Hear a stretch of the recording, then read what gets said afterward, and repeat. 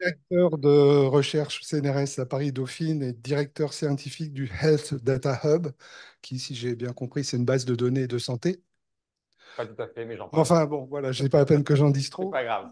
Bon, s'il est là, c'est qu'il est expert en intelligence artificielle et big data, avec application essentiellement santé et Je vais développement voir si durable. ça m'intéresse ou pas. Il est membre de plusieurs conseils et comités scientifiques. Euh, il est à l'origine de plusieurs écoles d'été sur l'intelligence artificielle. Donc, il a beaucoup réfléchi, je pense, à comment diffuser l'information sur l'intelligence artificielle. Donc, ça, c'est des questions que je pense on se pose régulièrement tous les jours sans savoir vraiment de quoi on parle. Donc, aujourd'hui, il va nous parler du contexte et des enjeux de l'intelligence artificielle. Merci. Merci beaucoup pour votre invitation. Je suis très heureux d'être ici. On m'a demandé de faire une conférence non scientifique. J'espère que ça correspond à l'attente de l'audience. Donc, mon but ici, c'est effectivement de présenter les contextes et les enjeux. Il y a plein de buzz dans tous les sens aujourd'hui. Et je pense que la chose importante, c'est d'arriver à décoder. Enfin, c'est un peu des billes que je vais essayer de donner aujourd'hui pour essayer de décoder un petit peu ces buzz, décoder un petit peu tous ces effets d'annonce pour comprendre ce qu'il y a derrière. Euh, et à arriver à ce que vous forgez chacun d'entre vous votre opinion. Il ne s'agit pas que je vous plaque une opinion en disant c'est ça que vous devez penser.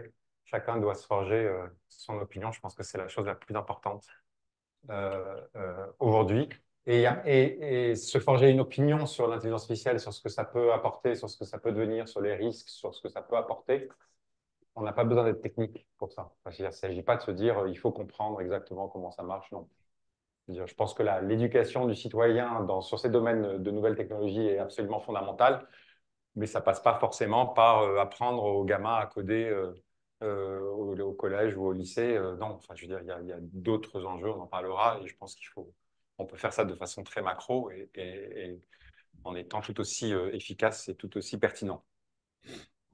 Euh, je vais donc démarrer et forcément démarrer par essayer de comprendre, enfin, essayer de donner des définitions. Chacun, il va de ses propres définitions. Je ne vous dis pas que ma définition d'intelligence artificielle, elle est meilleure que les autres, hein, mais il faut juste commencer au moins par vous dire, moi, ce que j'appelle l'intelligence artificielle et ce dont je vais parler aujourd'hui, c'est un terme quand même assez fou.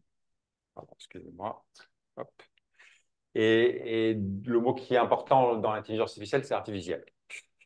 Et donc, pour moi, une des définitions assez simples, mais que j'aime bien, c'est effectivement faire en sorte qu'une machine est capable de simuler une intelligence. Hein, on est sur de la simulation d'intelligence. Vous connaissez, je pense, beaucoup d'entre vous, le test de Turing. Le test de Turing, c'est justement de savoir si une machine passe le test de Turing, si dans un dialogue à la chatbot du type ChatGPT, donc vous ne savez pas à qui vous parlez, vous ne savez pas si vous parlez a priori à un bot, un GPT ou autre, ou à une personne humaine. Et si dans votre discussion, vous n'arrivez pas à deviner si effectivement il s'agit d'un bot ou d'un humain, l'algorithme a passé le test de Turing. Donc on voit bien même, alors je crois qu'aujourd'hui, ça y est, les derniers modèles de langage ont passé le test de Turing, mais on voit bien que ce test, ça correspond parfaitement à ça. Hein. C'est d'une simulation d'intelligence. On donne une illusion de l'intelligence. C'est vraiment de ça dont il s'agit. Et tout particulièrement, je trouve, sur tout ce qui est chatbot, on en reparlera. J'aime bien cette définition-là, que j'ai reprise de quelqu'un, je ne sais plus qui c'est qui l'a dit. L'IA, c'est la capacité de résoudre des tâches complexes sans être intelligent. Voilà. Donc ça permet de poser, je pense que ça permet de partir de bases relativement saines. En tout cas, vous aurez compris que mon point de vue, c'est de ne pas croire à une réelle intelligence de la machine. Euh, et ça, on y reviendra aussi. Alors, il y a deux courants, si on veut essayer de faire un petit historique très bref, je fais juste une page, une slide. Il y a deux courants sur l'IA depuis son origine. Hein, ça a commencé dans les années 50. Vous avez l'IA symbolique, ça porte d'autres noms aussi, qui correspond essentiellement à un système expert, c'est-à-dire c'est un ensemble de règles. Quand il y a ça qui se passe, alors voilà ce qu'il faut dire. Je sais pas, moi je fais beaucoup de santé, donc bah, si la température est tant, si la tension est tant, etc., alors on conclut telle chose. Voilà, c'est des systèmes de règles. avec l'apothéose, en tout cas pour le grand public. L'une des choses dont on a beaucoup entendu parler, c'est Deep Blue. Donc, c'était l'algorithme d'IBM qui avait gagné Kasparov au championnat d'échecs. Hein. C'était de l'IA symbolique. C'était dans Deep Blue, il y a des quantités astronomiques. Il y avait des quantités astronomiques de librairies, enfin, d'ouverture aux échecs, de parties effectivement jouées, de règles données par des experts et ainsi de suite. Hein. Donc, c'était vraiment, vraiment de l'IA symbolique et ça a quand même eu un certain succès, notamment avec Deep Blue. Et puis avec l'avènement notamment d'Internet, qui a joué un rôle fondamental dans l'essor de l'IA statistique, qui est une IA qui va se nourrir des données. Et ça joue un essor fantastique parce qu'effectivement, il y a des données sur Internet qui semblent libres d'accès. Donc là, c'est des sujets sur lesquels on est, qui sont très chauds aujourd'hui et dont on parle beaucoup. Est-ce qu'on a le droit d'aller piller Internet ou pas? Mais enfin, en tout cas, c'est de là que c'est parti quand même, hein, cet essor. Enfin, ça existe depuis longtemps, l'IA statistique, mais il y a eu un boom grâce à Internet. On y reviendra. Donc, c'est une IA qui va se nourrir de beaucoup, beaucoup de données. Alors, ça a commencé en 57 avec les premiers réseaux de neurones, enfin le perceptron, hein, c'est une version vraiment simple du réseau de neurones, avec des grands moments de vide sans grandes inventions technologiques, ce qu'on appelle les hivers de l'IA. Et puis, alors, pour donner un peu le pendant de Deep Blue, qui a été un succès de l'IA symbolique, vous avez le AlphaGo, qui a été le succès de l'IA statistique, qui est le joueur de Go qui a développé DeepMind, qui est maintenant chez Google, et qui n'avait, je reviendrai dessus, mais qui avait absolument aucune, enfin, dans les dernières versions, n'a absolument aucune donnée d'humain. Donc c'est juste, il connaît juste les règles du Go au départ dans son entraînement, et ensuite il apprend juste en faisant des parties, en jouant contre lui-même, essentiellement. D'accord? Donc, c'est vraiment une optique totalement différente de l'IA symbolique. 2017, vous avez GPT, alors, qui a fait du bruit dans la communauté scientifique, qui n'a pas fait le buzz de ChatGPT. Mais en fait, GPT, c'est quand même le fondement de ChatGPT et beaucoup de choses que vous pouvez peut-être vous amuser à faire sur ChatGPT, vous étiez quand même capable de les faire déjà sur GPT. Hein. Mais ça aussi, on y reviendra. Alors, quand je disais que Internet a joué un rôle fondamental, c'est notamment ça qui a joué un rôle fondamental. C'est le fait que Facebook, ils se sont dit, on va commencer à entraîner. Donc, c'est une IaaS qui se nourrit d'énormément de données. On verra exactement pourquoi. Hein. Et où trouver des données, c'est sur Internet. Et les données particulièrement simples qui étaient à trouver, c'était des images de chats, et notamment sur Facebook. Il y a plein de gens qui postent leur image de chat. Et en plus, c'est pratique parce que quand ils postent des images, vous mettez un petit commentaire en général sur Facebook. Et donc, vous pouvez vérifier que c'est bien un chat qui est sur l'image. Et puis, quand c'est pas un chat, c'est un chien, vous le savez. Donc, en fait, cette annotation qu'on veut, on y reviendra, mais cette caractérisation, le fait qu'on ait une image d'un chat ou pas une image d'un chat, en fait, c'est donné gratuitement sur les réseaux sociaux. Hein, donc, c'est pour ça qu'ils ont démarré sur est-ce que l'image montre un chat ou pas. Et donc, ils ont investi des centaines de millions d'euros sur ce problème-là, de chat ou pas chat. Et c'est ça qui a vraiment démarré, on va dire, un essor fabuleux de cette IA statistique. Alors, si on s'amuse à faire une comparaison, elle est un peu. Je vous dirai où est-ce qu'il y a des choses qui clochent dans ma comparaison quand même, je serai assez honnête, mais au début je vais être un peu démago, puis ensuite je vous montrerai un petit peu ce qu'il y a derrière, mais on peut s'amuser quand même à faire un match entre les deux. Du point de vue de taille du système complexe qui résout le problème de chat à chat, ici vous avez un cloud center, et là vous avez, si on prend un bébé de 3 ans, vous avez un cerveau de 0,1 mètre cube. En gros, tout ça, c'est pour dire que vraiment, mais alors vraiment, ça n'a rien à voir avec une intelligence humaine. On n'est pas en train d'essayer de reproduire le fonctionnement de l'intelligence humaine. On est en train de donner une illusion d'intelligence. C'est vraiment ça. Ça, c'est vraiment, pour moi, c'est extrêmement, extrêmement clair. Une IA, enfin, en tout cas, à l'époque, même encore aujourd'hui, vous faites toujours un petit peu d'erreur. Un bébé de 3 ans ne fait plus d'erreur quand il voit un chat, il sait que c'est un chat. Il n'y a pas il y a pas photo. C'est le cas de le dire. Là, il y a besoin de 100 000 exemples. Le bébé, il voit 3 exemples, ensuite il a compris, il généralise sans aucun problème. La consommation électrique, on n'en parle même pas, tellement c'est une évidence. Et puis l'IA, elle est monotâche. Le bébé de 3 ans, il y a plein d'autres choses qu'il sait aussi faire. Alors, bon, où est-ce que je triche un peu là dans cette comparaison? J'ai triché clairement quelque part, c'est que le bébé de 3 ans, il a 3 ans quand même.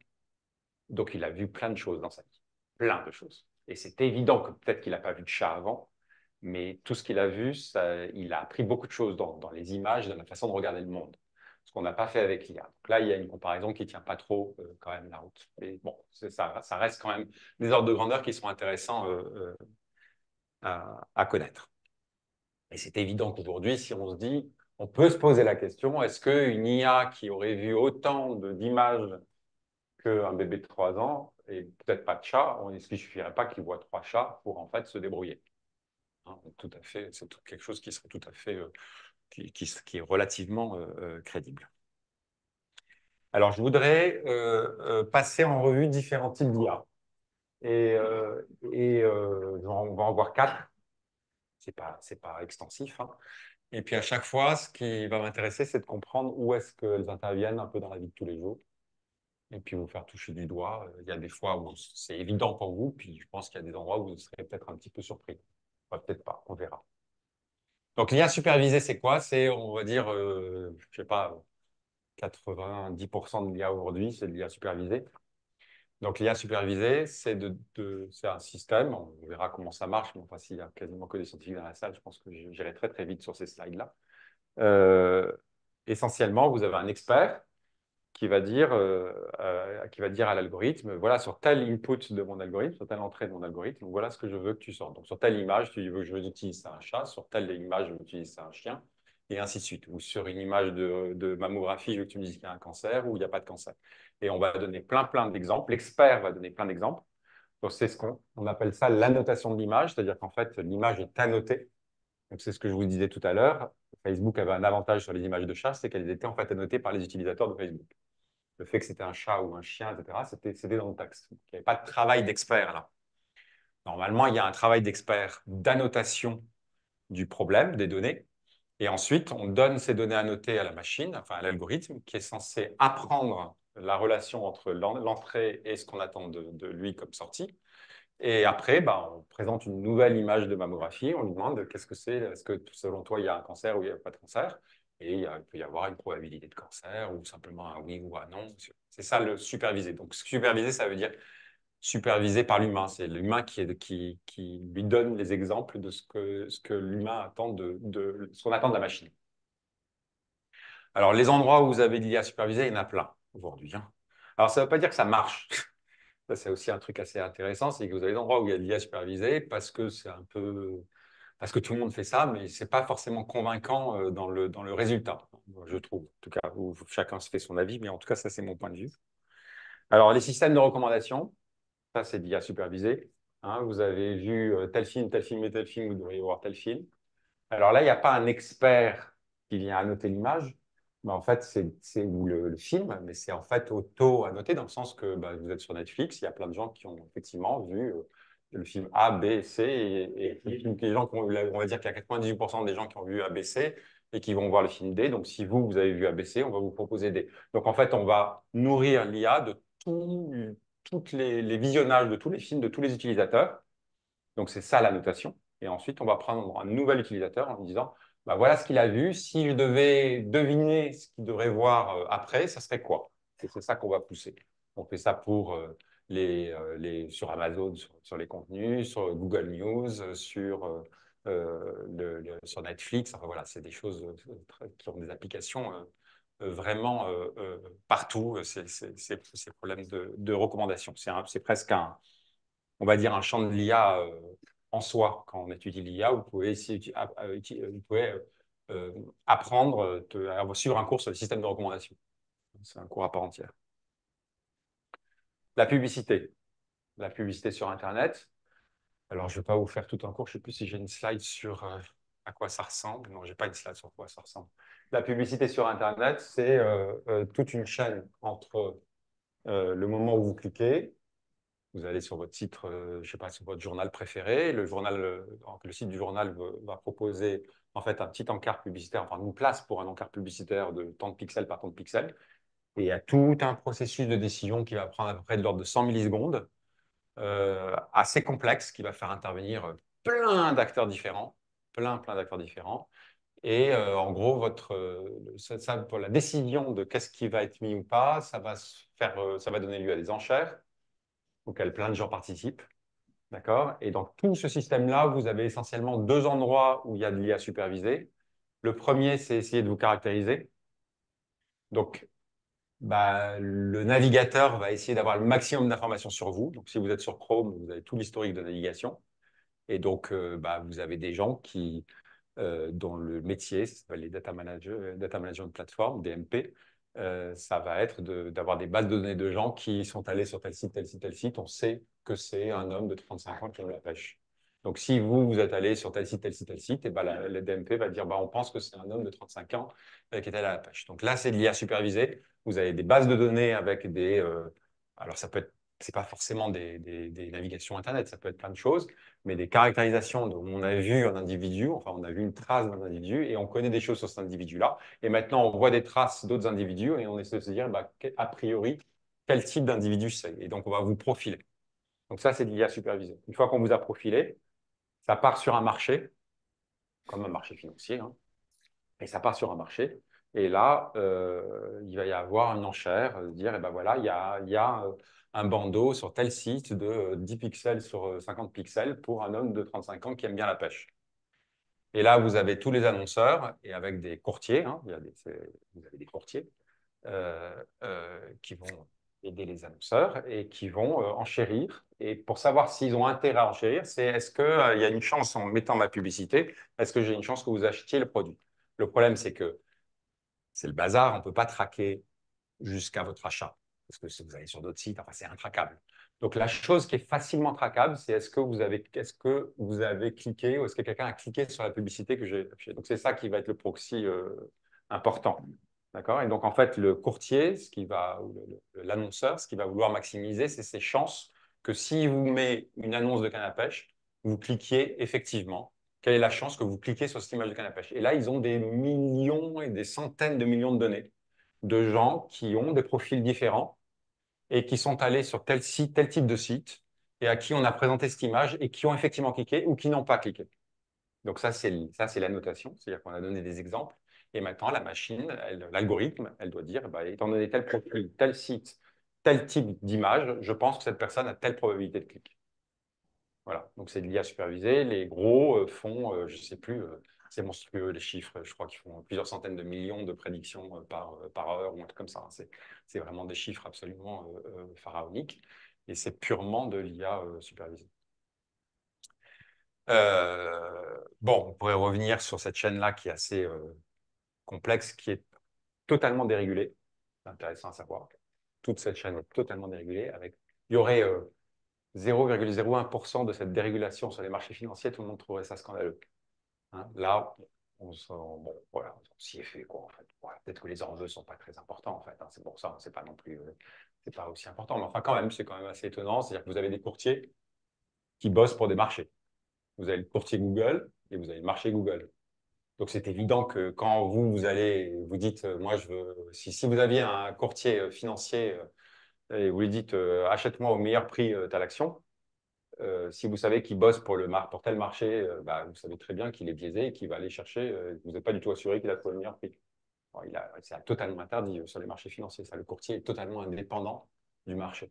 D'accord? Donc il y a plein de choses comme ça. En plus, vous n'avez aucune trace juridique, valable juridiquement, qui permet d'être sûr que votre annonce a bien été publiée. Il faut faire confiance. Donc c'est vraiment, bon, il y a plein de problèmes autour de ces sujets-là. Donc ça, c'est des endroits, on va dire, relativement standards où vous savez qu'il y a de l'IA supervisée. Il y a des endroits un petit peu moins standards. Et là. Donc là, vous avez énormément d'IA supervisée derrière ça. Je pense que vous connaissez ce jeu. Mais ce n'est pas particulièrement ce jeu. C'est tous les jeux sur votre téléphone. Pas tous, mais beaucoup. Hein. Gameloft, ils ont, je crois, 40 jeux en prod. Derrière chacun des jeux, vous avez une équipe de 40 data scientists qui travaillent spécifiquement sur le jeu. Le but étant toujours de vous garder le plus longtemps. C'est le but supervisé. Et ils ont plein d'exemples de gens qui ont gardé longtemps. Là, il y a plus d'une centaine de data scientists qui bossent là. Et il y a 3 ou 5, je ne sais plus, les chiffres, addictologues qui bossent aussi là. bon, ça, c'est mon quart d'heure où je fais un petit peu peur sur les trucs. Mais ensuite, je reviendrai sur des choses un peu plus. Mais enfin, c'est pas pour faire peur. Pour moi, ce qui est important, c'est de comprendre les codes. Et ensuite, il n'y a pas de mal à jouer à Candy Crush. Enfin, je veux dire, il n'y a rien de grave qui va arriver. Ce qui me dérange, c'est que même les jeunes ne comprennent pas ce qu'il y a derrière ces choses-là. Quand moi, je montre à mes enfants une publicité sur YouTube, parce que maintenant, c'est plus à la télé, ils connaissent tous les codes. Quand il y a une bagnole à vendre et qu'on voit un beau mec ou une belle fille à côté de la bagnole, on sait bien que ça ne va pas avec la bagnole. C'est fait pour vendre. Et ça, tout le monde en rigole. Tout le monde connaît les codes de ça. Et ça doit marcher un peu parce que la publicité continue dans cette chose-là. Et puis voilà, et on fait avec. On connaît les codes. Là, le seul problème que j'ai, c'est qu'on ne connaît pas les codes. Et c'est ça qui est problématique pour moi. C'est pas de dire aux gens, attention, c'est dangereux. Donc là, en fait, quand vous avez une forme, enfin, si vous voulez, il y a une IA derrière pour décider quelle forme faire tomber à quel moment avec quelle couleur, pour quel individu, pour vous garder. C'est ça. Donc il y a plein, évidemment, là, il y a plein d'exemples. Ils ont plein d'exemples de gens qui jouent. Bon, ils vont utiliser toute cette base de données pour dire, bah, lui, il a tel profil. Et donc, ah, là, il est en train de baisser son téléphone. Vite, je vais lui montrer un petit machin qui va l'attirer, qui va lui faire remonter le téléphone pour continuer à jouer. C'est vraiment de ça dont on parle. OK. Donc, alors, il y a des problèmes de santé publique derrière ça. Hein. C'est pas considéré comme un jeu d'argent parce que vous n'êtes pas obligé de payer. Donc, parce que les jeux d'argent, c'est très régulé en France. Donc, quand poker, etc., vous êtes obligé de dire, bon, ça ne marche pas très bien, mais vous avez en tout cas une obligation de déclarer quand il y a des gens qui sont addicts. Vous êtes obligé d'avoir un addictologue qui est en train d'essayer de voir s'il y a des comportements d'addiction, etc. Là, on s'en fiche. Et les gens peuvent dépenser beaucoup d'argent sur ces trucs comme ça. Hein. Et je me souviens d'une conf que j'avais organisée il y a longtemps, c'était il y a 15 ans, un truc comme ça. La parole était moins surveillée, on va dire. J'avais invité des gens de Gameloft et qui nous expliquaient ce système de profiling en disant c'est super important parce qu'en fait, un compte privé chez nous peut dépenser à l'année quand même beaucoup d'argent. Donc, il faut le garder, quoi. Et vous savez combien ça dépense enfin, c'était il y a 15 ans. Le compte individuel de jeux Gameloft, des jeux comme ça, hein, sur combien on peut dépenser par an au maximum, les plus gros comptes. C'est quoi l'ordre de grandeur d'après vous? Il y a 15 ans en plus. Donc, je pense que ça a augmenté largement. Non? Personne ne veut se lancer? C'est 250 000 $ à l'année. Et quand il disait ça, ça ne venait à l'idée de personne de dire peut-être qu'elle ne va pas bien, la personne qui est derrière ces 250 000 $. Je veux dire, c'était un non-sujet. Il a annoncé ça à tout le monde. Ah oui, c'est intéressant, d'accord, on comprend, machin. Voilà, bon. Ça, c'est quand même assez étonnant. Bon, on pourrait parler de plein de trucs similaires. Je ne sais pas si vous avez des enfants. On pourrait parler des flammes Snapchat, qui est une des grandes causes de dépression nerveuse chez les adolescents, la perte des flammes Snapchat. Bon, je ne sais pas si ça parle à certains d'entre vous. Mais vous avez tout un business autour de la fabrication de ces petites icônes. Pour, alors, encore une fois, on ne sait pas si ça marche. C'est-à-dire que vous avez plein d'IA, plein de startups qui vendent de l'IA pour maximiser la dopamine qui est générée quand on voit ce type d'image, etc. Il y a beaucoup de choses comme ça, notamment aux États-Unis. Je ne sais pas très bien si ça marche, mais en tout cas, s'il y a un gros business autour de ça. Et force est de dire, par exemple, sur les flammes Snapchat, que ça a un effet. Bon, alors, on ne peut pas dire que la flamme, elle soit pas. Je ne sais pas si c'est dû vraiment à la flamme qui a pas l'air d'être une icône fantastique, mais ça a vraiment des effets assez délétères et assez addictifs. Bon, ça, c'était mon petit passage. Alors, ça, c'est l'IA supervisée.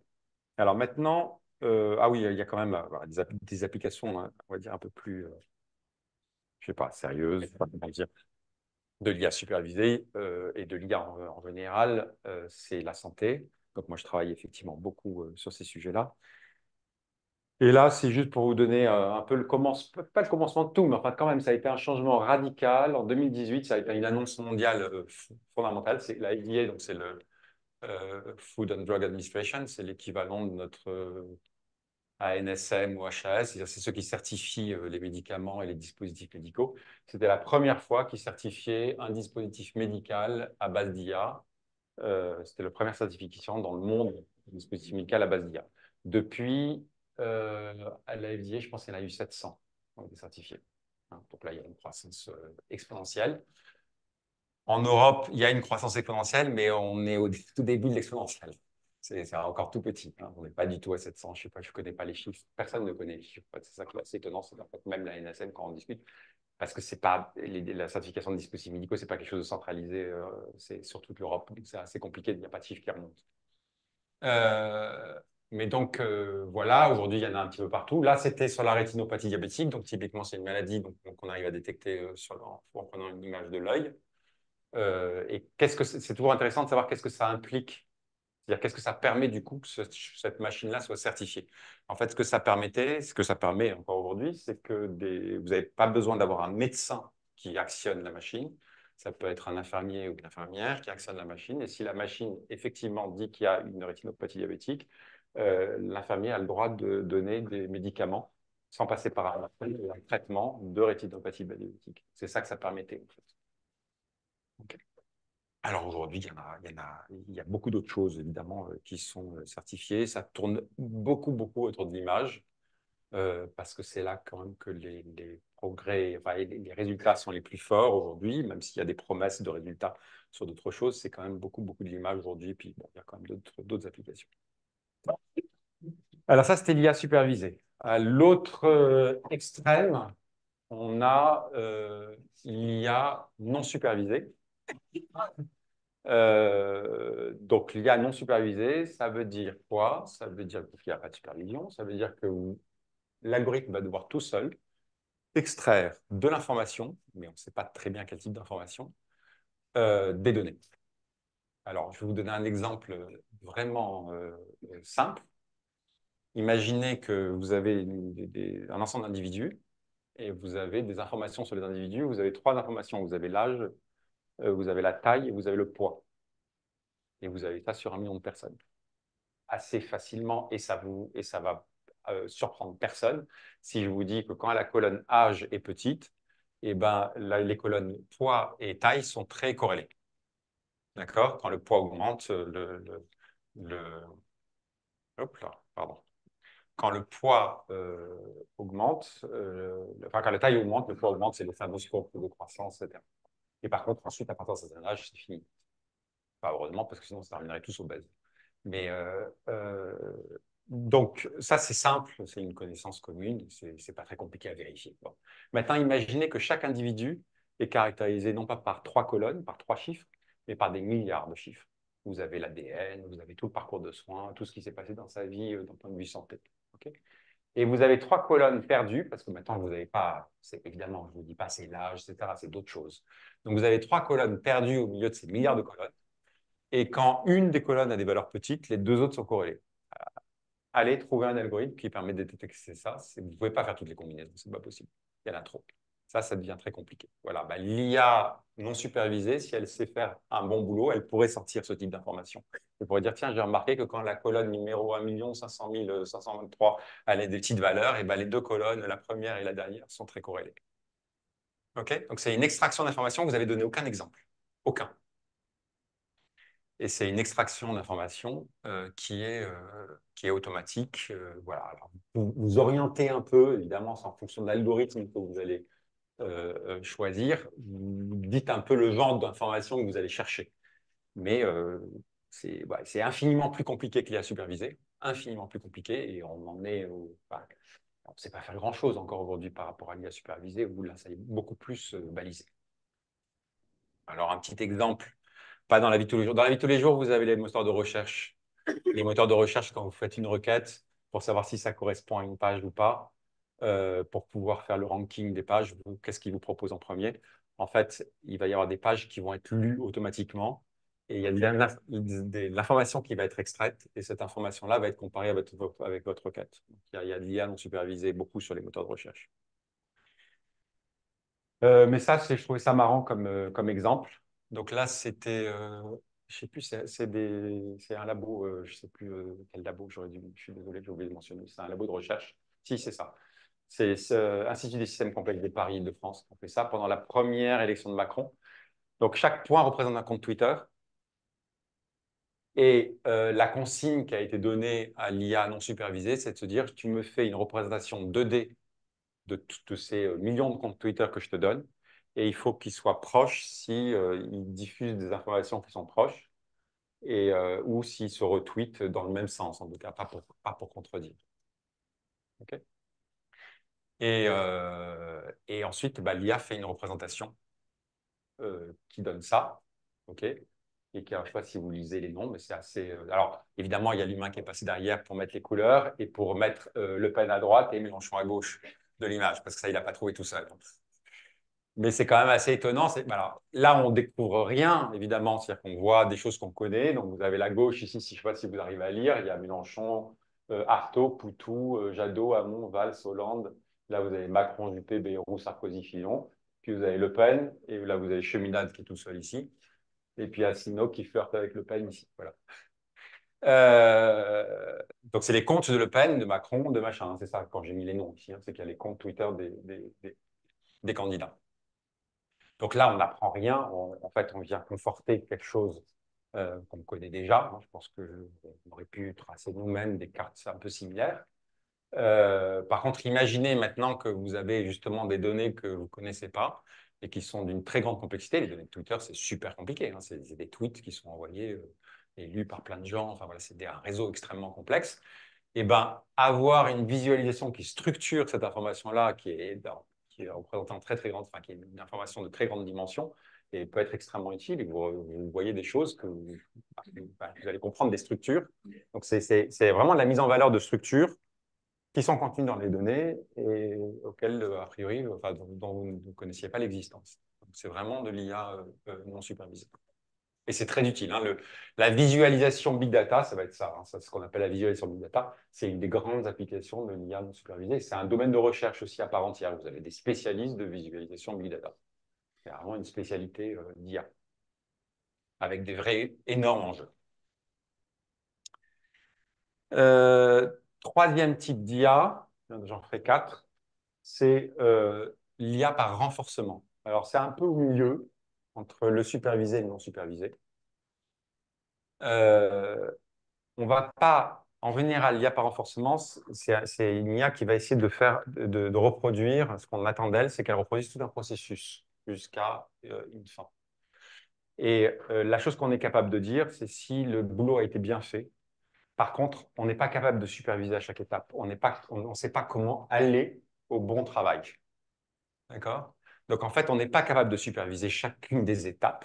Par contre, on est capable de sanctionner ou au contraire récompenser un résultat qu'on sait être bon ou pas. D'accord?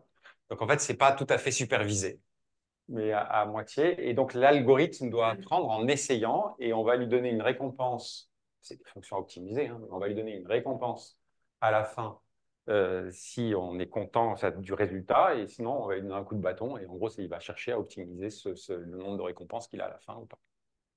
Alors, l'application paradigmatique de ça, vraiment paradigmatique, c'est le jeu de Go, c'est AlphaGo. Vous ne savez pas quelle est la bonne stratégie pour gagner la partie. Personne, aucun humain ne connaît la stratégie optimale pour gagner. C'est bien l'intérêt du jeu de Go et qu'il y a des championnats, etc. Il n'y a pas une martingale. Par contre, vous savez dire si la personne a bien joué ou pas, c'est s'il a gagné ou pas gagné. Ça, c'est super facile. Tout le monde est capable de le faire. Enfin, dès que vous connaissez les règles du jeu de Go. OK? Donc, en fait, on va entraîner un algorithme justement par renforcement. C'est pour ça. Alors, pour la petite histoire, la première version de ce jeu de Go fait par DeepMind s'appelait AlphaGo. C'était pas que du renforcement, il y avait quand même aussi des bibliothèques d'ouverture, des règles, des conseils tactiques, des parties jouées par des humains, etc. C'est cette version-là qui a gagné le champion du monde. Pas à plat de couture, hein, puisqu'il y a eu quand même, ça a été quand même un match relativement serré, mais ça a quand même gagné. Ça a été quand même une révolution, parce que c'est une complexité d'un point de vue de l'arbre généré par un jeu de Go, c'est sans commune mesure avec un arbre de jeu d'échecs. Hein. C'est infiniment plus gros comme univers à aller explorer. Et puis un an plus tard, ça a fait moins de bruit ça a fait moins de buzz, on va dire dans le monde, dans la communauté scientifique, ça a fait du buzz, mais pas vraiment dans la société. Ils ont sorti un AlphaZero, où en fait ils ont fait un programme qui était du pur renforcement. Ils ont enlevé toutes les connaissances a priori du jeu, il n'y a que les règles. Et le programme jouait juste contre lui-même, c'est tout, vous connaissez les règles et avec une technique de renforcement, donc coup de bâton ou bonbon, si ça marchait. Et ils l'ont entraîné comme ça. Et ce programme AlphaZero Ah bah tu as plat de couture le premier, AlphaGo, mais à plat de couture. Vraiment, il n'y a juste pas photo, quoi. Donc, ça a été un truc absolument énorme. Le deuxième, ça vraiment, ça a été un... Ah, et c'est assez bête, hein, comme... Enfin, je veux dire, c'est malin. Je ne suis pas en train de dire que les chercheurs qui ont inventé ça sont bêtes. Mais je veux dire, quand vous regardez le papier, vous regardez ce qui est fait, c'est pas... C'est vraiment... bah, OK, on a un arbre qui est monstrueux. Donc, on ne va pas tout regarder. On va s'arrêter à un certain moment et puis on va estimer la probabilité de gagner une fois qu'on est là. Et puis, on va juste explorer plein de trucs. Et puis voilà, ça marche comme ça. Et c'est bourré d'astuces pour arriver à explorer au mieux cet arbre-là. C'est plein d'astuces vraiment, vraiment bien faites. Euh, Ça, on pourra peut-être en reparler, mais ça, en fait, c'est typiquement, on va dire, le paradigme de l'algorithme qui apprend sans cesse. Et il y a un problème avec l'algorithme de l'IA qui apprend sans cesse, et tout ce qui est problème de certification. C'est que quand vous avez certifié un algorithme, vous ne voulez pas qu'il bouge si ça fait des choses qui sont potentiellement dangereuses. Donc, c'est toujours limité. Le renforcement, ça peut faire de très belles choses, mais vous ne pouvez pas trop l'appliquer en vraie vie, enfin, sauf à le figer réellement. Donc, les bons côtés de ce renforcement qui dit, bah oui, mais il peut continuer à apprendre même de ses erreurs et des choses comme ça, bah oui, mais c'est difficilement applicable dans la vie. Enfin, pour des pas pour le jeu de Go, mais pour des applications. Dernière, dernier type d'IA, c'est l'IA autosupervisée. Alors, derrière ce mot d'autosupervisé, c'est en fait toute l'IA générative et les chats GPT et ce genre de choses qui sont cachées. C'est le mot, on va dire, un peu plus savant d'IA générative. Alors, c'est quoi? C'est une IA supervisée exactement comme ce que je vous expliquais au départ, sauf que la tâche de supervision, la supervision elle-même n'a pas besoin d'humain parce que bah, c'est un peu comme les chats d'une certaine façon, c'est-à-dire que bah, en fait on la trouve, c'est-à-dire que l'ordinateur a une base de données assez facilement qui permet de répondre à la question de la supervision. Et donc, il va s'auto-superviser. Il va s'auto-superviser, donc il n'aura pas besoin d'intervention humaine. Et là, donc la supervision est très simple à faire. Et donc, elle est faite par la machine elle-même, il n'y a pas d'intervention humaine. Alors, derrière ça, il y a les grands modèles de langage. Donc, c'est quoi les tâches derrière quel est ce jeu d'auto-supervision qu'elle va jouer un grand modèle de langage? Ils font tous la même chose, hein. En gros, ils font tous la même chose. Et là, je parle de GPT, je ne parle pas encore de chat GPT, je parle de GPT ou les autres, hein. Lui, il dit GPT comme un terme un peu générique. Donc, essentiellement, ça prend des textes et ça va jouer à deux jeux supervisés, mais qui sont faciles à superviser pour la machine. C'est que vous prenez un texte, et donc la machine va se dédoubler, enfin l'algorithme va se dédoubler. Il y a le superviseur et la machine qui veut entraîner l'algorithme. On va prendre un texte, on va enlever un mot du texte et on doit deviner quel est le mot qui a été enlevé. Donc, c'est facile pour un ordinateur de simuler ça par ordinateur. Il y a un algorithme qui enlève le mot, qui propose à l'autre algorithme, vas-y, tu dois deviner. Et puis, il est capable de lui dire si tu as eu raison ou tu as eu faux. Voilà, et on va apprendre, il va apprendre de cette façon-là. Donc ça, c'est la première tâche. C'est ce qu'on appelle les tâches prétextes, parce que vous allez voir que le but, c'est pas de faire ça a priori. L'auto-supervisé, le but, c'était pas de trouver les mots manquants. A priori, c'est pas ça l'origine. Et la deuxième tâche prétexte, c'est vous prenez une phrase, vous la coupez et vous essayez de compléter, trouver le prochain. D'accord? Et on a entraîné ces LLM, Large Language Model, à ces deux tâches sur des millions et des millions et des millions de textes. Et donc, bah, une application totalement directe de ces LLM, c'est justement de jouer à cette tâche-là, de trouver le prochain mot. D'accord? Donc, bah, par définition ici, par construction, l'IA complète un texte en prédisant le prochain mot le plus probable. Hein, donc, on voit très bien, et c'est comme ça que ça va écrire des phrases, en fait. Ça va juste jouer à ce jeu-là. Alors, ChatGPT dans tout ça, c'est quoi? Donc, a priori, là, vous avez un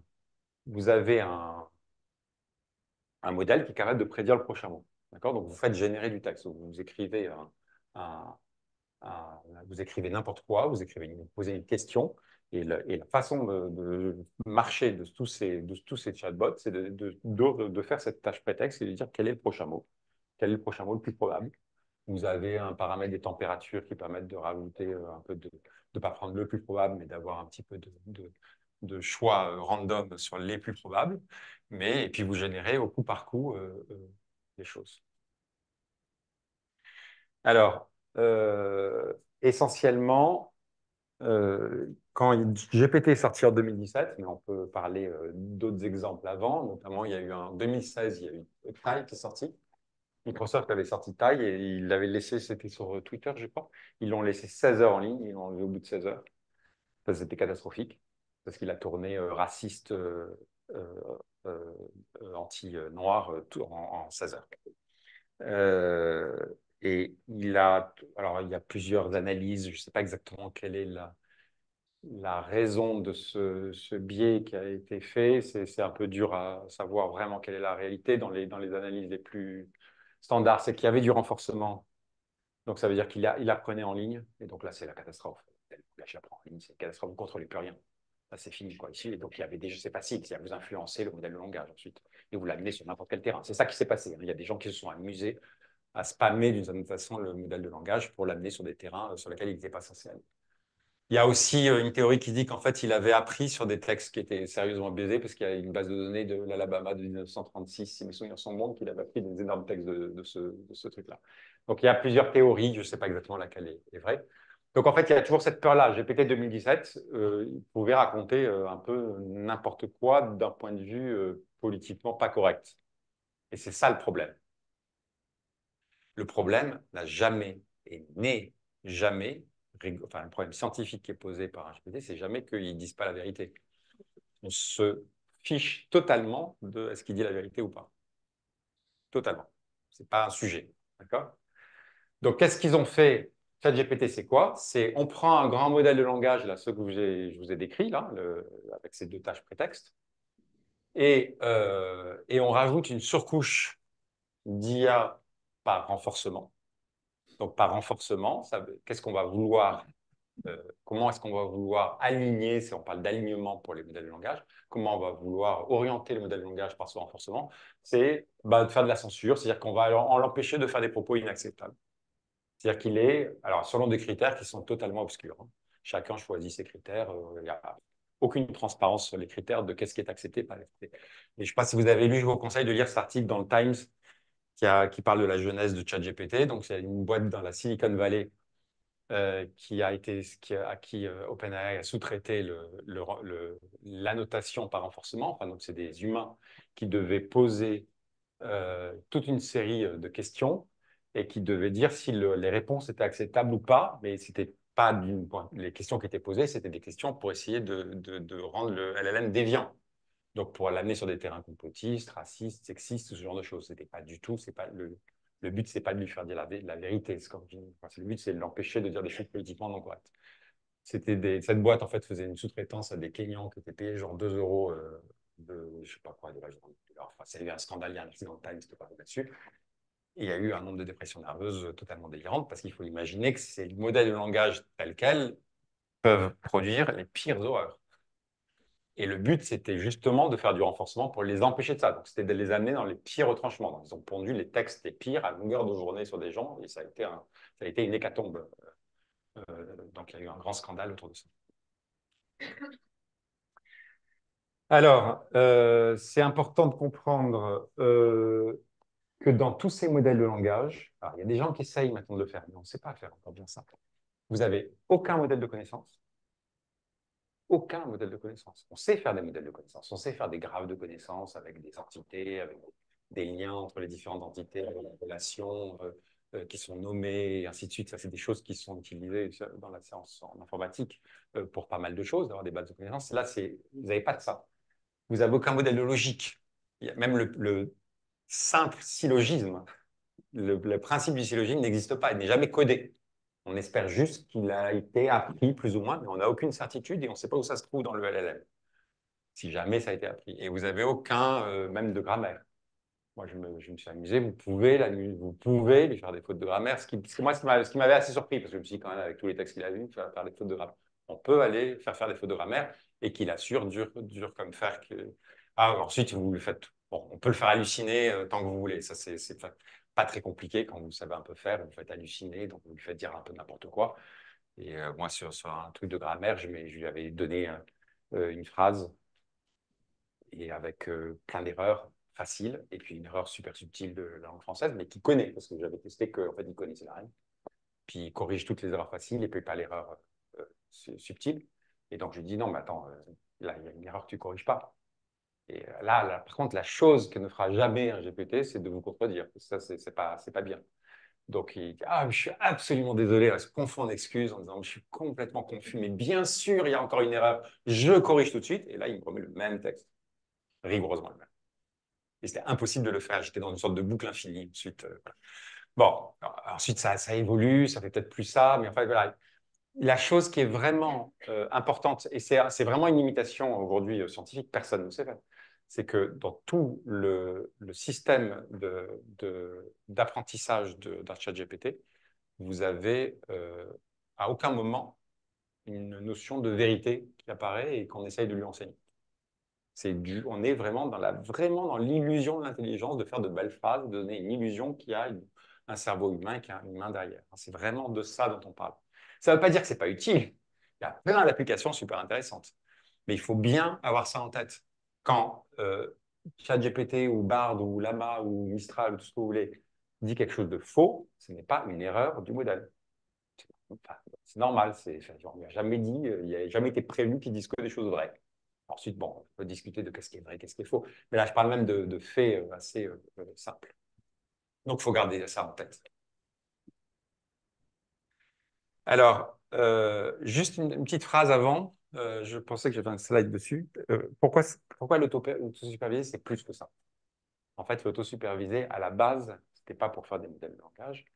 À la base, c'était de lui faire apprendre des représentations, des mots. En fait, on le forçait pour réaliser ces tâches prétextes, on le forçait par passer par un encodage des mots en basse dimension, c'est-à-dire sur peu de chiffres, que lui-même devait trouver et où il n'avait pas assez de mémoire, si vous voulez, pour se souvenir, pour faire du par cœur de la phrase et pour pouvoir retrouver les mots. Donc, on lui forçait à construire une représentation numérique, mais compressée, donc pas suffisante pour se dire bah, je vais retenir tous les textes par cœur, comme ça je vais répondre à toutes les questions. Et du coup, on lui donne des tâches prétextes, pas pour résoudre les tâches, mais pour apprendre ces représentations-là. Et je vous incite à aller, par exemple, c'est vieux hein, maintenant, mais c'est quand même intéressant, vous allez sur un site qui s'appelle, vous allez taper Word2Vec, donc mot vers vecteur, Word2Vec en anglais, et vous jouez avec ces représentations-là, et vous faites genre roi, donc tous les mots, c'est en fait des vecteurs, c'est des noms, et vous pouvez dire roi moins homme plus femme, et il vous sort reine. C'est le mot le plus proche de l'opération numérique sur ces. Voilà. Et donc, en fait, c'est ça l'autosupervisé, c'est apprendre ces représentations-là. Parce qu'en fait, il va être obligé de capter une information sémantique. C'est ça qu'on espère. Dans son codage, il va apprendre une représentation sémantique. Et ensuite, cette représentation sémantique, elle va être utilisée pour toutes les IA qui vont faire du texte. On va commencer par coder le texte dans cette représentation sémantique. Donc, en fait, l'utilisation principale de l'IA autosupervisée, OK, il y a les modèles de langage qui font beaucoup parler d'eux et des chats GPT, mais l'utilisation principale, c'est pour l'IA, en fait. C'est de faire de trouver des encodages, de trouver des représentations sémantiques de l'image ou du texte, et d'arriver ensuite et ensuite de faire des IA supervisées standards qui vont commencer par encoder l'image de cette façon-là et qui ensuite vont apprendre. D'accord? Donc ça, c'est vraiment une des applications extrêmement importantes. L'autre application étant la génération de texte ou d'images pour l'IA aussi, parce qu'on n'a pas assez d'images pour faire de l'apprentissage supervisé. Donc il y a vraiment, donc l'IA générative, l'application principale, c'est effectivement de générer des données pour de l'IA, pour de l'apprentissage de l'IA. Alors l'IA supervisée, comment ça marche? Je vais vous passer quelques slides parce que là, je pense que vous connaissez la régression linéaire, on est d'accord? Donc là, je m'amuse à faire un problème de régression linéaire. Je veux deviner le prix de la maison en millions de dollars en fonction de sa superficie. J'ai plein d'exemples. Donc, c'est de l'IA supervisée. OK. Donc, je me pose la question. Je veux trouver une fonction qui, étant donné la superficie, me donne son prix et qui fait la plus petite erreur possible sur l'ensemble des exemples. OK. Donc, c'est ce qu'on appelle la régression linéaire. Et par contre, évidemment, je ne peux pas chercher toutes les fonctions. Il faut que je trouve. Voilà, c'est linéaire si je me place dans l'ensemble des fonctions qui sont des droites. D'accord? Donc, il faut forcément que je me restreigne dans un ensemble de fonctions données. Donc là, si c'est les droites, c'est la régression linéaire. Et on résout un problème d'optimisation. euh, euh, donc, qui est en plus explicite dans le cas de la régression linéaire. Alors, on va avoir des problèmes qui vont arriver essentiellement, on va se focaliser là-dessus. C'est que, bon, deviner le prix d'une maison à partir d'une variable, d'une covariable, on appelle ça la superficie, bah, c'est pas terrible, on a envie d'en rajouter la superficie du jardin, distance à l'école, date de construction, etc., etc., état de la maison et compagnie. Et le problème, c'est que vous avez un problème de grande dimension, c'est-à-dire que vous avez beaucoup de covariables et qu'en fait, si vous mettez toutes ces covariables-là, bah, un peu de théorie assez simple vous dit qu'il faut plus d'exemples que de particules de l'univers pour pouvoir apprendre. Et donc là, on a un problème.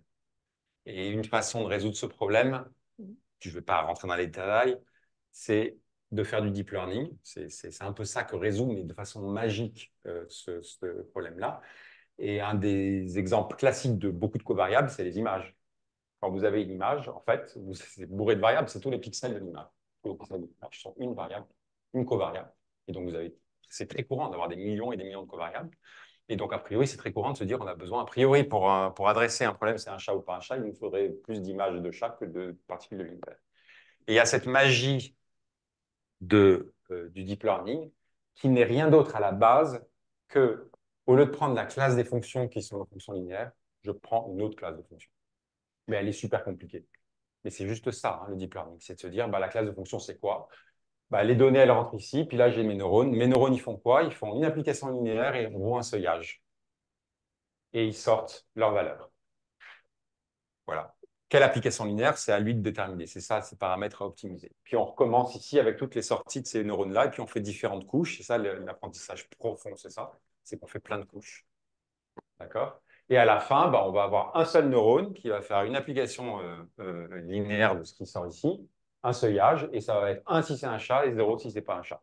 C'est ça qu'on lui demande. Et maintenant, il doit optimiser tous les paramètres de toutes ces applications linéaires dans tous ces neurones.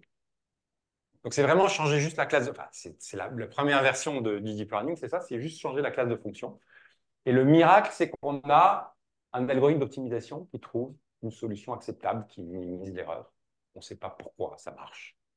Okay, on ne sait pas très bien, il y a plein de théories, il y a plein de gens qui bossent dessus, mais c'est quand même assez mystérieux. Et puis, vous avez un problème essentiel, qui est le problème de la boîte noire, qui est que on sait la série de calculs finalement qu'il va faire, mais jamais l'algorithme va dire j'ai trouvé un chat et c'est un chat parce que j'ai vu 2 oreilles de chat et j'ai vu une queue de chat. C'est ça qu'on a envie de lui dire. Hein. Si vous sortez de l'hôpital et qu'on vous dit vous pouvez sortir parce que vous avez un score de 0,6, vous vous en fichez. Vous avez envie de dire vous pouvez sortir de l'hôpital parce que votre température est revenue à la normale. D'accord? Donc, ça a des enjeux de certification, d'application qui sont extrêmement fortes, ces histoires de boîtes noires. Je termine sur les problèmes éthiques qui sont majeurs. Donc, il y a ce problème de la boîte noire dont je viens de parler, qui est un truc qui est vraiment sur lequel plein de chercheurs bossent. C'est-à-dire qu'on veut, et même le chat GPT, on veut que le chat GPT explique sa sortie. On veut qu'il soit capable de dire, voilà, pourquoi j'ai dit ça, et l'explication de son raisonnement, si vous voulez. Et ça, c'est des sujets qui sont extrêmement importants de régulation, mais qui sont... Ouais.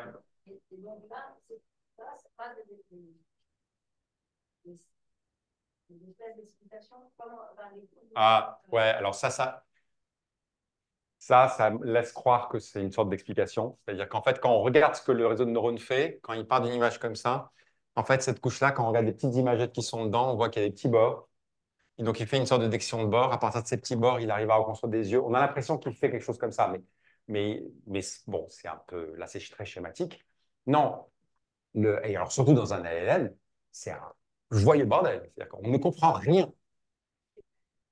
Ouais, on ne comprend rien. On cherche même, là, sur le LLM, on ne cherche même pas à rentrer dans les couches. La seule chose qu'on fait, c'est on fait des tests de sensibilité. Tiens, je change un peu cette chose-là. Comment ça change l'output?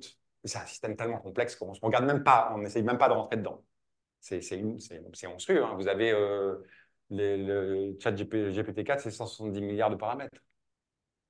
Enfin, je veux dire, c'est impossible de rentrer dans les... Personne ne rentre dans les couches. Personne.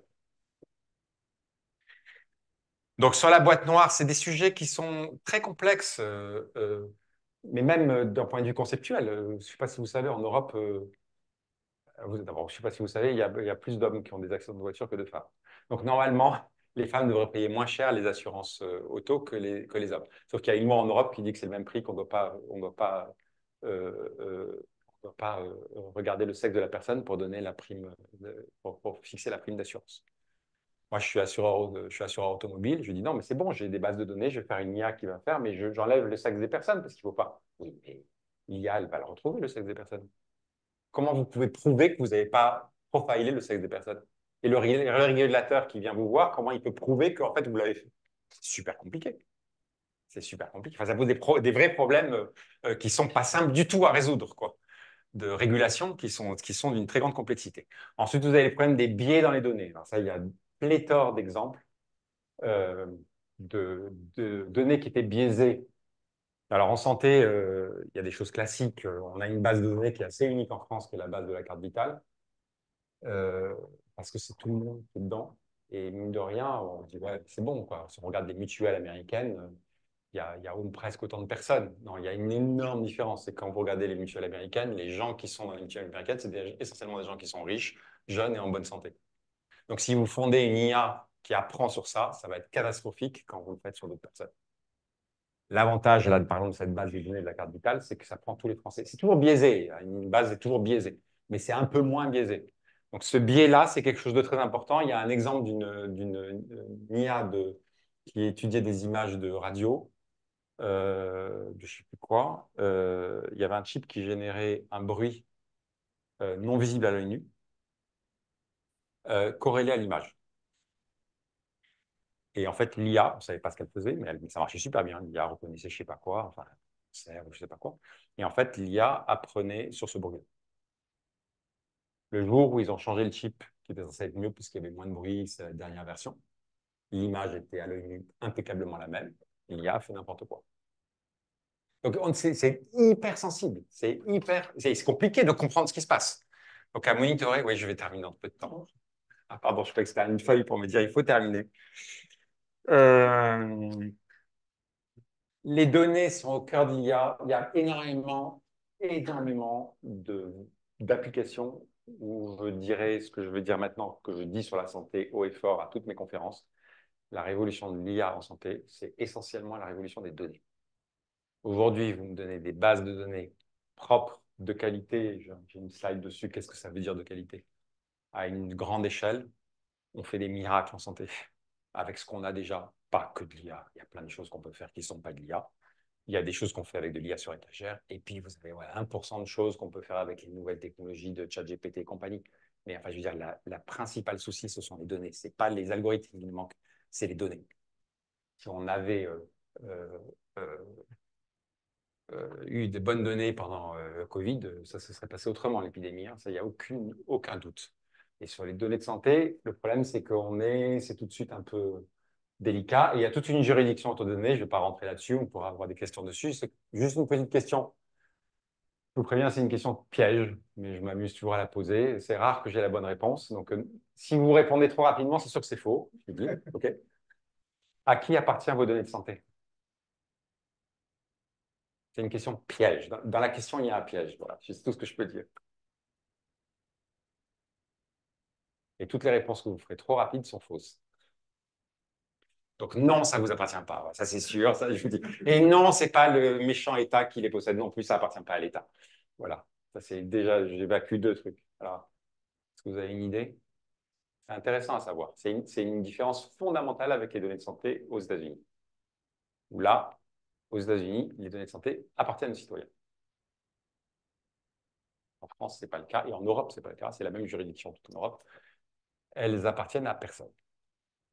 Il n'y a pas de propriété intellectuelle, de propriété de la donnée de santé. D'accord? C'est un attribut de votre personne. Donc, ça a une conséquence fondamentale qui est que vous ne pouvez pas vendre votre donnée de santé.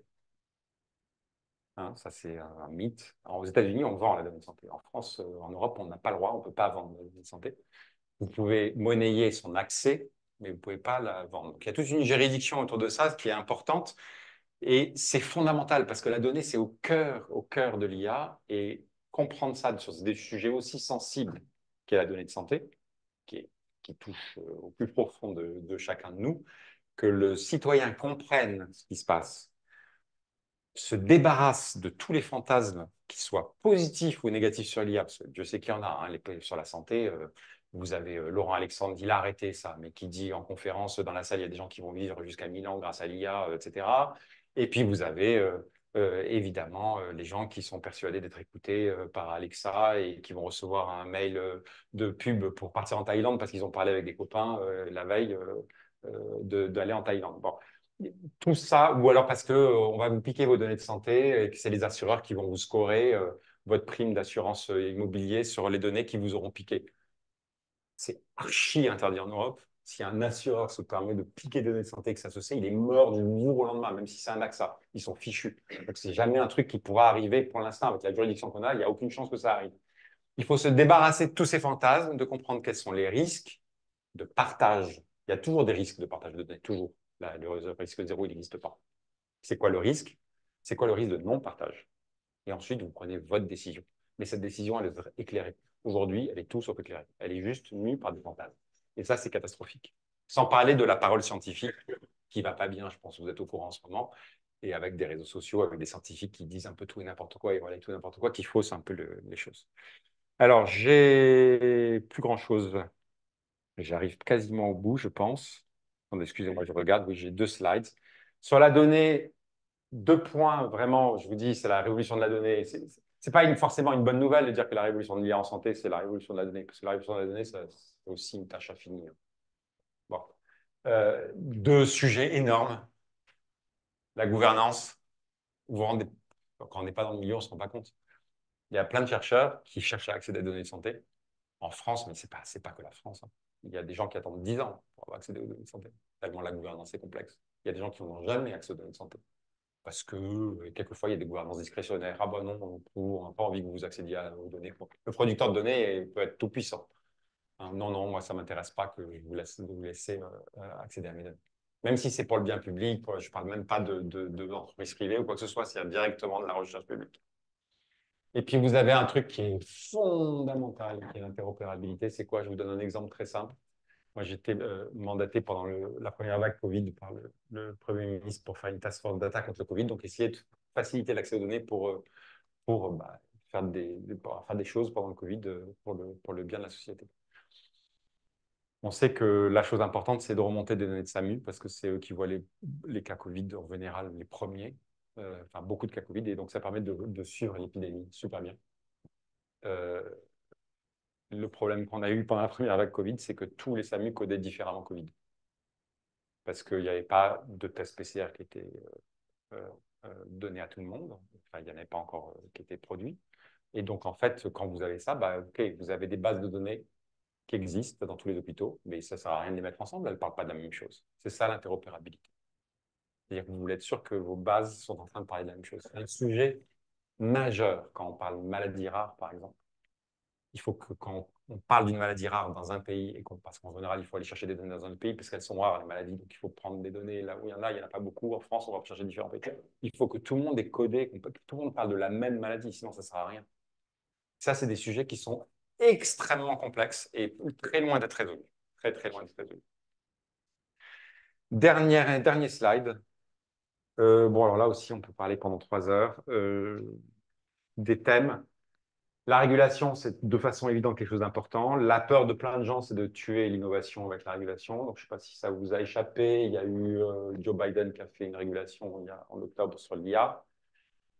En ce moment, l'Europe est en effervescence autour de la régulation autour de l'IA. Ça devait être signé en décembre. Le texte final, qui est beaucoup plus fort d'un point de vue régulateur, de régulation sans trop de surprises que les États-Unis, sauf qu'il y a eu un revirement de la France et de l'Italie et l'Allemagne qui ont fait un virage à 180 degrés il y a 3 mois en disant mais non, il faut tout déréguler en fait, avec des raisons, avec des intérêts personnels, des raisons politiques, géopolitiques, etc. Ce qui fait que c'est extrêmement d'actualité. Donc ça, c'est l'AI Act. Il y a énormément de régulations européennes qui est en train de se mettre en place. Vous avez déjà le Data Act qui existe. Vous avez le RGPD, mais ça, c'est une première étape, mais c'est pas, il y a plein de défauts dans le RGPD.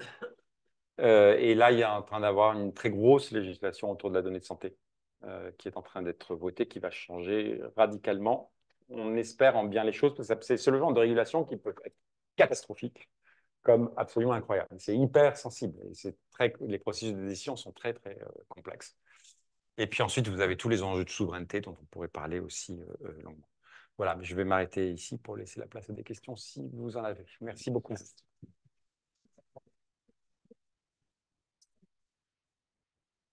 Merci beaucoup pour ce panorama en temps limité. Je suppose qu'il y a des questions. Ouais.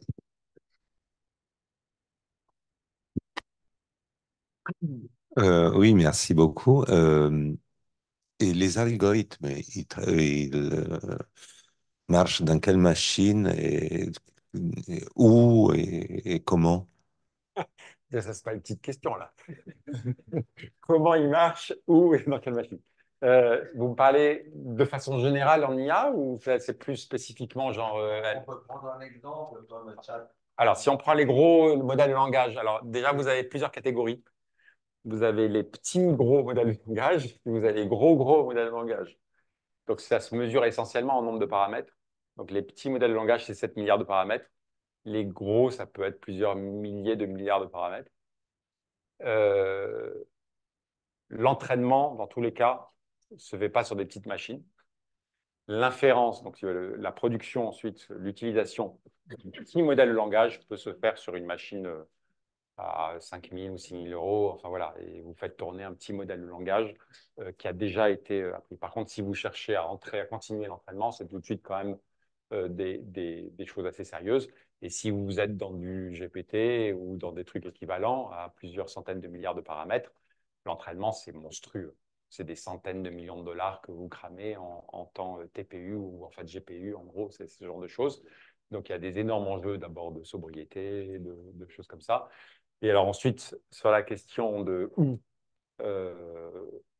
aujourd'hui, les puissances de calcul qui sont capables de réellement faire des grosses puissances de calcul assez souples pour aller faire des apprentissages de gros modèles de langage, essentiellement, c'est les clouders américains. Vous n'avez rien d'équivalent. Rien d'équivalent. Même Jean Zé, sur lequel a été entraîné le modèle de langage, machin, ça ne fait pas le figure par rapport, pour ces tâches-là, hein, je parle, là, je ne dis pas que Jean Zé en général, pour ces tâches-là, ce n'est pas les endroits les mieux. Et même la startup Mistral française là, qui a fait beaucoup parler d'elle dernièrement, qui est l'espoir français souverain du modèle de langage souverain. Alors, ils ne le disent pas trop, mais alors ils disent qu'ils ont utilisé je ne sais plus quel supercalculateur européen. Bon, en fait, quand on parle avec eux, c'est de l'arnaque. En fait, ils ont tout fait chez NVIDIA dans la Silicon Valley. Et puis, ils ont fait un petit bout à la fin sur le supercalculateur européen pour faire une petite fioriture. Et en fait, ça n'a pas servi à grand-chose. Donc, on n'est pas du tout compétitif. Et vous avez dit qu'ils n'ont pas obligation de donner des arguments vrais. Et il n'y a pas, c'est toutes les intelligences artificielles, et il n'y a pas la manière de les forcer à dire la vérité. Attends, ouais, et là, oui, non, c'est plus compliqué que ça. Bon, je laisse de côté déjà le vrai, faux, toutes ces notions qui sont quand même toujours des notions qui ne sont pas non plus enfin, qu'il faudrait définir, sur lesquelles il y aurait beaucoup de choses à dire, mais on va partir sur des choses relativement simples. Non, non, quand je vous dis, euh, d'abord, il n'y a aucun algorithme qui est obligé à quoi que ce soit. On va obliger un algorithme à quoi que ce soit. Bon. Surtout dire la vérité, c'est compliqué. Euh, Par contre, quand je parle par exemple d'IA supervisée, vous avez un expert qui a dit sur cette image, voilà ce qu'il faut répondre, sur cette image, voilà ce qu'il faut répondre. Et ensuite, il y a des images et si de temps en temps il répond faux, on peut réentraîner l'algorithme pour qu'il réponde de moins en moins faux. Donc ça, c'est un algorithme qui a été entraîné pour essayer de faire en sorte qu'il donne des résultats qui correspondent toujours à une réalité physique de ce que les experts diraient. Donc c'est une certaine vérité. Donc dans l'entraînement, on a essayé de coller à une certaine vérité de l'expert et on veut qu'il s'en rapproche. Et bien sûr, il va faire des erreurs, mais c'est vraiment une erreur parce qu'en fait, on l'a entraîné pour coller à ce que l'expert aurait répondu à sa place. Donc il y a une sorte de ground truth, comme on appelle, il y a une sorte de vérité de l'expert. Et ce qu'on cherche à faire, c'est un algorithme qui se rapproche le plus de cette vérité-là. Quand on est dans l'entraînement d'un modèle de langage, ça n'existe nulle part. La seule chose qui s'en rapproche un tout petit peu, c'est la toute fin de l'entraînement, où vous avez cette couche de renforcement. où en fait, là, vous avez un humain qui va poser des questions tendancieuses et qui va dire, je t'interdis de répondre ça, parce que c'est pas bien. Voilà. Mais c'est de la censure pour être politiquement correct. C'est pas un expert scientifique qui va dire, là, le raisonnement que tu fais, il est faux. Il n'y a personne qui va, par exemple, ça n'a jamais été entraîné parce qu'on sait que ça ne va pas marcher, c'est trop complexe, qui va lui dire, là, le raisonnement que tu fais, il est faux. Tu as utilisé des syllogismes qui sont faux. Tu as utilisé un donc qui ne marche pas, par exemple. Jamais on a essayé de lui apprendre la logique de cette façon-là. Mais de toute façon, on saurait que ça ne marche pas. Ça ne serait pas la bonne approche. Donc, personne n'essaye de le faire. Les gens, ce qu'ils essayent de faire plutôt, c'est d'avoir un module, par exemple, qui sait faire des calculs, et qui est un module standard qui sait faire des calculs, et qu'un chat GPT puisse faire appel à ce module-là quand il en a besoin. Voilà, c'est dans ce sens-là que je dis ça. Donc c'est normal. Une fois, j'étais sur une table ronde avec une représentante de Google. Et Bard n'était pas encore sorti, c'est le LLM de Google, n'était pas encore sorti en France. Et elle avait dit, ouais, on ne l'a pas sorti encore en Europe parce qu'il fait encore trop d'erreurs. J'ai hurlé. Je lui ai dit, mais arrêtez de dire un truc pareil, parce que vous faites croire aux gens que quand il dit quelque chose de faux, c'est une erreur. Ce n'est pas une erreur. Ce n'est pas une erreur. Oui, alors, par exemple, sur l'analyse d'images en médecine, vous avez pris l'exemple des mammographies. Et est-ce que l'IA, en fait, en moyenne, peut être meilleure que le médecin? Est-ce qu'il y a un gain pour le patient d'utiliser une IA ou pas? Alors oui, il faut bien être clair. Dans une tâche très spécifique de reconnaissance, sur une tâche vraiment spécifique, l'IA peut faire mieux qu'un humain quand on teste en conditions de laboratoire, je dirais. C'est-à-dire qu'on a une base de données qui a été annotée et il faut reconnaître. Voilà. Il faut reconnaître où est-ce qu'il y a un cancer, où est-ce qu'il n'y a pas de cancer. Sur des tâches précises, spécifiques comme ça y est, on a des IA qui ont des scores, qui commencent à avoir des scores qui dépassent ceux des médecins. Mais il faut bien se rendre compte que la réalité du médecin, elle est différente. C'est une réalité en vie réelle, avec un parcours patient, souvent. C'est pas que ça. Il y a une tâche comme ça. Vous avez une préannotation. Classiquement, sur des mammographies, vous avez des jeunes radiologues, et c'est comme ça qu'ils apprennent, qui vont lire les mammos et qui vont sélectionner en disant, ah, celle-là, c'est une première lecture. En première lecture, l'IA, ça y est, elle commence à être meilleure que l'humain. Sur la deuxième lecture, elle est plus compliquée parce qu'on tient compte de plus de choses. Et d'ailleurs, ça pose un problème quand vous discutez aux médecins et avec les radiologues. Il y a un problème qui est posé, c'est que le radiologue, pour apprendre, il passe par la phase première lecture pendant des années. Mais si on a maintenant une IA qui fait mieux, le radiologue, comment il va se former? Ça, c'est un vrai sujet qui inquiète les radiologues.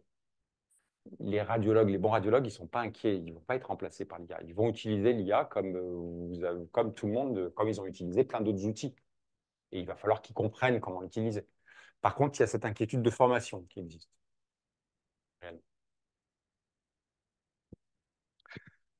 Moi, il y a une chose qui me trouble, c'est la boîte noire. C'est-à-dire que, bon, un cas simple, si je prends l'avion, autrefois, on savait que si j'achetais le billet assez tôt ou au dernier moment, c'était moins cher. Maintenant, il y a tellement de paramètres que... Ah, je croyais que vous alliez parler des accidents d'avion. Non, non. Il y a tellement de paramètres que on ne connaît plus le critère. Alors, Ou ouais. plus important dans ce que vous avez dit, si je peux sortir de l'hôpital, je ne connaîtrais pas forcément la raison. C'est parce que statistiquement, tous les gens qui étaient à peu près dans le même cas que moi sont sortis sans problème de l'hôpital. Mais je n'ai pas d'explication. C'est ça. Ouais. Alors, il y a la régulation normalement européenne, le RGPD déjà disait quelque chose, de dire qu'on doit être capable d'expliquer les décisions. Donc, ensuite, c'est pas encadré, c'est-à-dire que l'explication elle est souvent bidon. Mais quand vous allez sur Facebook, vous avez, alors je sais plus, moi je n'ai pas Facebook, donc il faut que je demande à mes enfants à chaque fois comment ça marche, mais vous avez une façon, quand il y a une publicité, vous avez une façon d'interroger en cliquant dessus pour se dire pourquoi est-ce qu'on m'a donné cette publicité-là.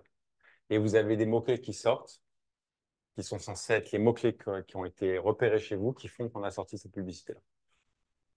Franchement, quand on voit les mots-clés, on se dit, alors, on ne se comprend même pas le lien avec notre personne. C'est pour ça que je dis, la publicité sur Internet, on ne comprend pas très bien si ça, on ne sait pas vraiment si ça marche. Ou alors, c'est juste Facebook qui raconte n'importe quoi pour sa compliance RGPD. Maintenant, et là, ça va avec l'AIA Act, il va y avoir il y a de la transparence là-dessus. Et alors, sur le médical, c'est sûr qu'il y aura de la transparence. C'est-à-dire qu'en fait, on va imposer le fait que il y ait une sorte d'explicabilité pour certaines décisions importantes. Mais Quand je dis ça, j'étais à une conférence avec une startup qui travaille sur des pacemakers, qui est super, qui marche très très bien, qui est en train d'exploser. Euh, Parce qu'on parle beaucoup de garantie humaine en disant il faut qu'il y ait l'humain derrière qui dise oui, je garantis que c'est ce qui sera. Il me dit mais il ne faut pas exagérer. Il m'a dit un pacemaker, ça prend des décisions, une décision toutes les millisecondes et il n'y a aucune garantie humaine, heureusement. Il prend tout seul la décision parce que sinon ça serait catastrophique. Donc il faut aussi pas non plus, enfin je veux dire, on a beaucoup de choses qui tournent sans garantie humaine et tant mieux. Donc il ne faut pas non plus aussi trop focaliser là-dessus. Enfin voilà, il faut voir les deux aspects quoi. Question. I need a microphone. Excuse me, I will ask English. Vous dites que you say that the LLM, which is unbuzz the répété, it is nothing but extrapolation. But then, how can it create the consistent objects?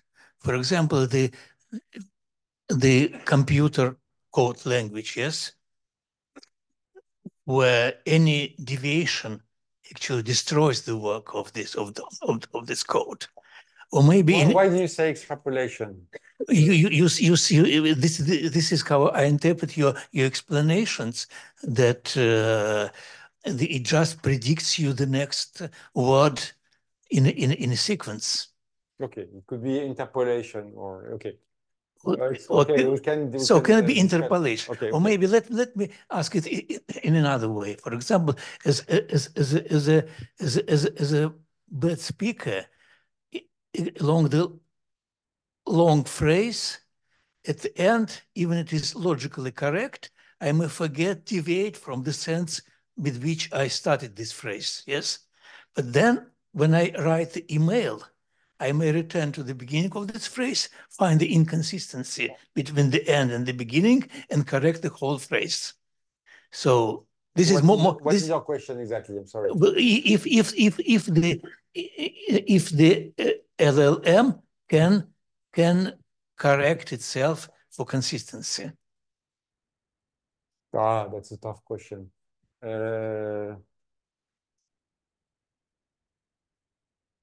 It's hard to answer. We don't know much about LLM and how they work and how we are all amazed by the quality of what it produces. That is clear. And everybody was surprised by that. Even OpenAI was surprised by that. Nobody could have thought that just playing this game of trying to guess the next word would be sufficient to produce such amazing science. So it's hard to give a definite answer to what you're saying. I'm sorry. It's not that easy. Bon.